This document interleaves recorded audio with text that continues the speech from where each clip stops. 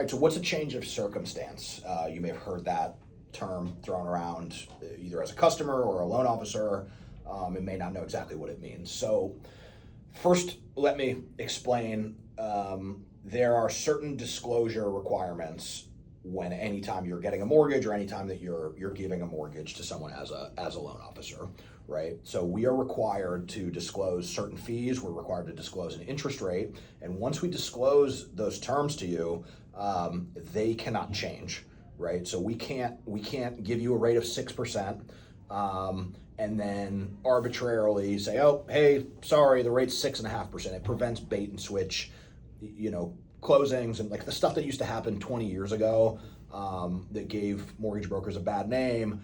That stuff is no longer allowed. We have to, if I disclose to you that a loan cost is $1,500, I cannot change that and I could lower it at my leisure, right? You're not required to redisclose a reduction in fees, but any increase in fees has to be accompanied by a change of circumstance. And what a change of circumstance is a legitimate, bona fide change in the circumstances surrounding your loan.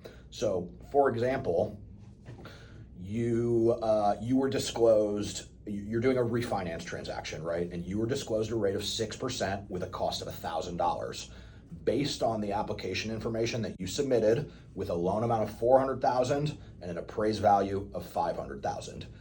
If we then get an appraisal and the appraisal comes back at $450,000 instead of $500,000, that legitimately can change the parameters of the loan that you're getting, right? That same loan of $400,000 with a value of $450 instead of $500, that might not have a rate of 6%.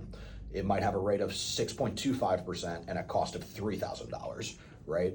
So what we are required to do is anytime we are going to make a change, we are required to disclose a change of circumstance within 3 days of us being aware of the material information that changed your loan file. So in that example, if you receive an appraisal at $450 today, we can change the loan terms based on that appraised value, but only for 3 days after we receive the change. So we can't wait until the day before closing and spring that surprise on you. We are required by law, if it happens on Monday, we've got Tuesday, Wednesday, Thursday. You need to receive that information and be able to have enough time to make an informed decision. And this prevents any surprises. It makes sure that we're not holding things back to take advantage. It's a very regulated industry now. So basically, if we find out on Monday, we need to tell you if there's any change by Thursday. And if we go past Thursday and don't disclose that change to you, we have to eat it. We cannot give you those higher loan terms. We have to close the loan based on the original terms that you received. And we've had this happen. I've seen this happen before where somebody made an error, and it was a pretty significant error that the customer legitimately was supposed to be charged more money for the deal because of something that changed on their file. The person that was responsible for sending disclosures, it either slipped through the cracks or they didn't get around to it or whatever. And the disclosures that were required did not go out to the customer within that 3-day window. And the lender had to eat the difference because it was their mistake, and the customer got a much better deal than they originally were supposed to because of these consumer protection laws. A couple other examples of what besides appraised value, credit score changes, if there's a like a derogatory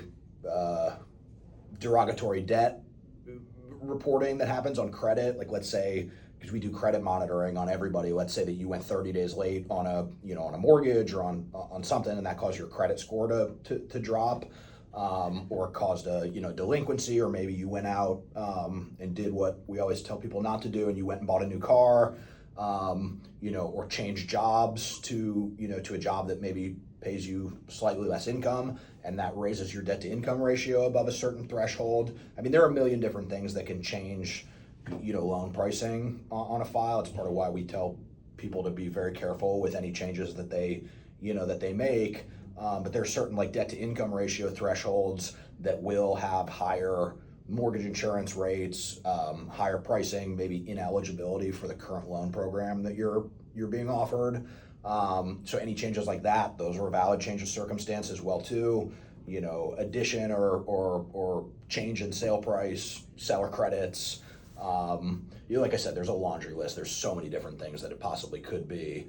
But the takeaway from this is that anytime, if things are changing, they have to be disclosed to you within 3 days of us receiving the information that triggered the change.